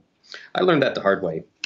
mm, Being in bands, it was always band members that said they, oh man, we're going to do this and blah, blah, blah. And as soon as something happened they didn't like, they were out of there. mhm. I They're, like, always knew what I overly wanted to do. gung-ho, and then Yeah, they just exactly. Mhm. Watch out for the overly gung-ho people, because they're not the ones that are, they're gung-ho now while it's good. Right. Whatever, I had bands. I was in a band one time before, it was a band called Dominion years ago, and the music scene was changing and stuff like that. And I remember walking to a rehearsal one night and they were all standing around. They were like, well, we need to talk. And it's like, we want to change our music to, this or that. And I got up and I started pushing my cabinet out of rehearsal. And they're like, what are you doing? I said, well, I'm out of here. You guys want to do that? go ahead. I'll see you later. And I Mm, left and walked. It was like, I already knew what I wanted to do. These guys joined my band. mm, They knew what I was about and knew what kind of music I played. yeah. And they join it, and a month or two later, they want to change the sound and style of the whole band. It's like, Mm-mm. really? I Nope. mean, we just talked about what you know what you signed up for, Right. right? Right. You don't join the army and then figure out it's the army. Right. You know, Exactly. Yeah. oh wow, this is what this is about. I thought it was something else, homemaking or some shit. Yeah. It's not home economics. Yeah. Yeah. I mean, No. that's a blessing, I think, to have always known what I wanted to do. You know, Mm, I remember being in high school and being fearful for my friends that didn't know what they wanted to do after high school. It's like, I hmm. can't imagine not knowing what I want to do and all of a sudden having to pick a career. Right. Well, I guess I'll be this, or I guess I'll be that. It's like that whole thought process was fearful to me. It's like, wow, I can't imagine not knowing. Right.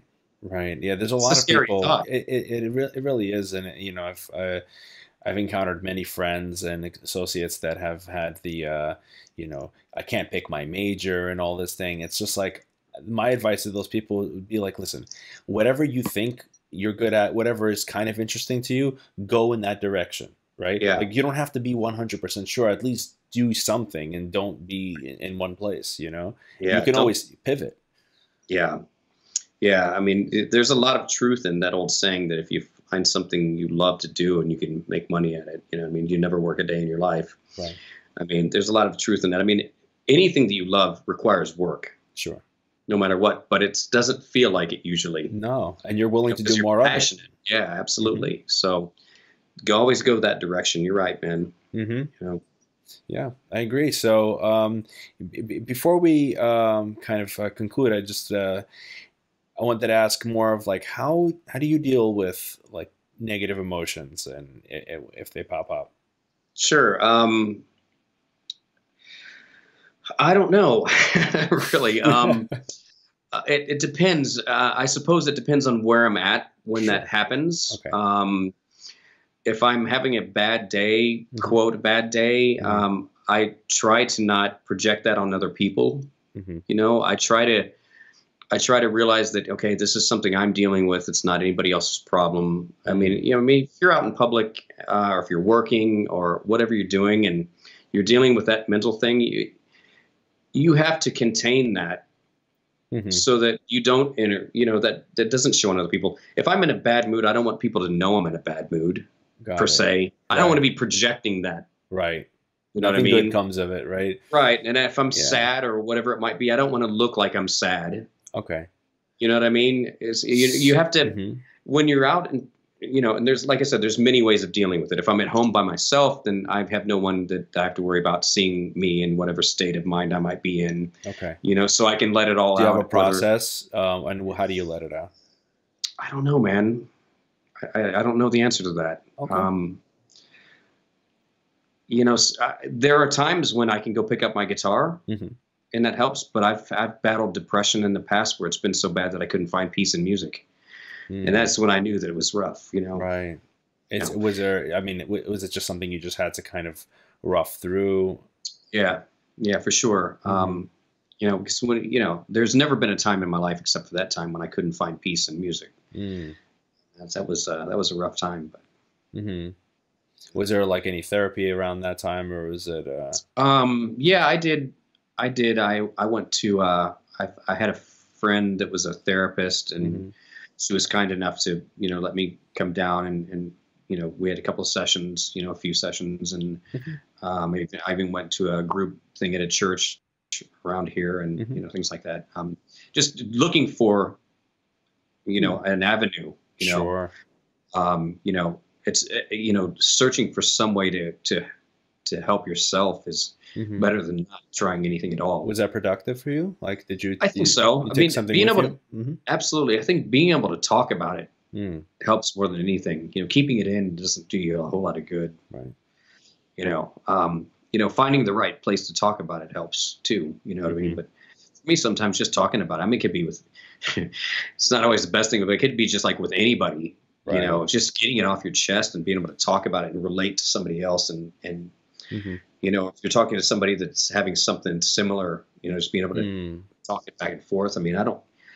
I don't profess to know the answer to anything. And as a matter of fact, the older I Sure. get, the more I realize I don't know anything at all, really. Mm. You know what I mean? That's the, you know, I think the I don't want to misquote this, but when the Delphic Oracle was asked about um, why, like, because the Delphic Oracle claimed that Aristotle was the wisest man in town, and they asked the Delphic Oracle, why is that so? And it's because he knows that he knows nothing. right. Right. Yeah. That's brilliant right there. Yeah. There's so much truth in that. It's not even funny, Right. and that's around the time I was going through all of that stuff is when I kind of started figuring things out. It's like anytime that I try to rationalize and figure out a situation and why things are happening or why something has happened, even whatever rationalization that I come to doesn't mean that that's the truth. Right. It's just It what just you've means arrived to. that just mean that's as far as my mind can figure it out. Mm. So what is the real truth? I don't know. Right. Yeah. And on the same topic, just to cover that, um, you've dealt with trolls, I'm sure, on the Sure. internet. And how Yeah. how have you dealt with that? And what's Oh your, man, yeah. the best way to deal with that is you just don't deal with it. You Right. just I'm very good at not getting involved in that kind of stuff because I Mm. mean they're trolls, they're out there to get your reaction. That's why they're doing it, Right. And I just leave it alone. Every now and then I feel compelled to say something, and it's Mm. not very often, but when I do, it's in the most diplomatic sort of way and most kind way that I could possibly do it. Hmm. It's usually something like, well, if I suck so bad at this, and I don't usually say that, that's what I'm thinking. I'll type it out in a way that's like, well, could you please show me how to fix this? All right. Where are your albums that I can listen to get guidance from? Could you please give me a lesson in how to not suck? All right. And I don't say that, but you know what I mean? It's like, Right. show me how to bend better and show me how to vibrate. How do I write a better song? Please show me by your guidance, since you know that, the best way to do this. Right. I remember there's a video out there of me at a sound check and I'm just warming up. Mm. And this video got all these millions of hits and the people are talking about, God, this guy's sucking so unmusical. And I was like, guys, I'm warming up. Somebody happened to take a video of me warming up. Hmm. I'm warming up. I'm not trying to be musical. I'm just warming up. It's a Right. warm up. Somebody happened to Exactly. video it, and then you're like basing my entire career. It's like the Chops from Hell stuff. Somebody Right. see a sample lick from a lesson, and that's my entire career is based on that one lick. Right. It's All unfortunate because Rusty you don't Cooley know does what's is going play to blow fast. up. He Yeah. doesn't bend. He doesn't vibrato. He can't write a song based on that one lick. They assumed they wrapped up my entire Right. They being. sum you up. Yeah, in one lick. So be careful what licks you put out there, because you will be judged. It's pretty crazy. Like you can, I think you have to have a really thick skin in Yeah. today's climate on the internet. And I like you just said, it's a great not to engage with that kind of behavior because it's obviously out there just to get reactions. They're trying yeah. I to mean, be. It can't be famous. You could be infamous, and that's how they're going yeah. about things. Hmm. Yeah, you can't argue with stupid. I mean, you know what I mean? You just can't. I mean, and I can tell by the comment that people make Hmm. whether they've even heard my music or not. Right. They'll say something that's like, wow, you by that comment alone, I can tell that you don't know what my music even consists of. Hmm. You know what I mean? Or you haven't listened to it. You've heard one thing, or somebody said something, and you haven't even listened to what you're chiming in about. You're just Hmm. going on what somebody else said and jumping on bandwagon or whatever. It's like, I just, you only bring yourself down to their level, really, if you try to Right. engage that. I mean, what's You tough? can't Yeah. engage it. Of You know what I course, mean? no. I mean, what's tough is like, the reason why we even bother reading criticism is because, from an evolutionary standpoint, we're evolved to kind of take feedback from our fellow humans, right? Sure. And the problem is in this weird context of people being able to be keyboard warriors without any repercussions, people would not say these things in person to you. No. Matter of fact, the people that are usually talking crap about you Yeah, are the ones that be complimenting and kissing your ass in public. exactly. You know what I mean? Yeah. Oh, dude, it's like, it's like going back to that high school thing. It's like I'll run into people that weren't my friends in high school that now Mhm. are like, oh, hey, I just knew you were going to do it and blah, blah, blah. It's like, dude, whatever. Save it. I remember, I Right. don't forget.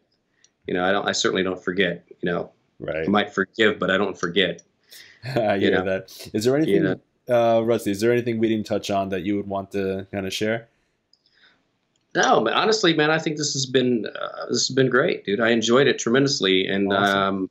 we talked about a whole lot of stuff. Oh yeah. You know, it's Oh a yeah. very broad subject, and I think it was awesome, man. I Sweet, think we hit sweet. it, man. If there Sure. was one thing you can share with all musicians, what would it be? Man, you just stick to your guns. Do this because this is what you do and you love it. It's Mm, not about if you're into it for any other reason other than you just love to make music, then you should probably rethink it. hmm I mean, you know, you have to do it wholeheartedly, and you have to realize that it's not easy. hmm Um, I mean, that's really it. I mean, I could go into several different analogies of what I'm trying to say, and it's all going to end up being the same thing. But do it because you love it, no other reason, and you'll be happy. You Awesome. know, that's the thing. You just have to love it, dude, and know that it's not easy. But that's it, man. Love it, That's and do awesome. it. Yeah, no, I totally agree with you. Where can you be found online? Well, I used to be able to be found at rustycooley.com, but my website's down right now. Hmm So probably the best place to find me would be on Instagram. It's Rusty Cooley Official, and or Facebook. You know, Rusty Cooley One, and the real Rusty Cooley. There's a couple of Facebook pages. Mr. Rusty Cooley on YouTube. hmm Um, those are the main places, and from there you can probably find any of the other mediums. Awesome. Um, Yeah, I'll share all that on your show notes cool. on thrivingrockstar.com. And awesome. So it's been great talking to you, man. Thank you. And you have a good night or the rest of your evening because I know you're probably gonna go Yeah, late. yeah. And yeah, we'll catch up soon, man. All right, perfect. Thank you. Yeah, man. Great hearing from you. All right, brother. Speak to you soon. Cool.